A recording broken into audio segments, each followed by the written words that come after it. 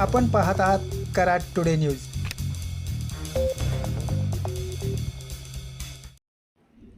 पुणे बेंगलोर महामार्गावर कोल्हापूर नाका येथे 6 पदरी उड्डाणपुलाच्या महत्त्वाच्या व शेवटच्या टप्प्यातील कामाला काल मध्यरात्री प्रारंभ करण्यात आला आहे। प्रशासन व ठेकेदार कंपनीतील समन्वयाअभावे हे काम रखडले होते। वाहतूक पोलीस यंत्रणेच्या आडमुठ्या व असहकार्याच्या भूमिकेमुळे भराव भिंतीचे काम काही दिवस रखडले होते।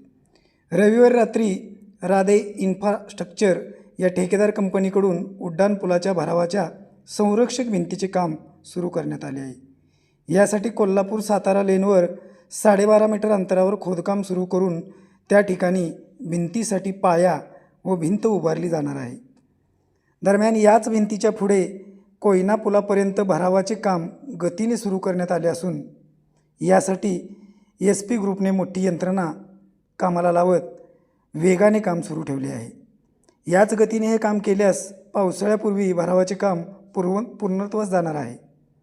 आज सोमवारी 2 मार्च रोजी घेतलेले दृश्य आपण पाहतात। दरम्यान कोल्हापूर नाक्यावर सदरचे काम सुरू झाल्याने सातारा बाजूकडे जाण्यासाठी रस्त्याचा काही भाग वाहतुकीला अपुरा पडत असून या ठिकाणी खाजगी प्रवासी वाहने थांबत असल्याने या परिसरात केदारला पेट्रोल पंप तसेच अमित हॉटेलपर्यंत वाहतूक पोलीस यंत्रणा कर्मचारी तैनात करणे गरजेचे आहे।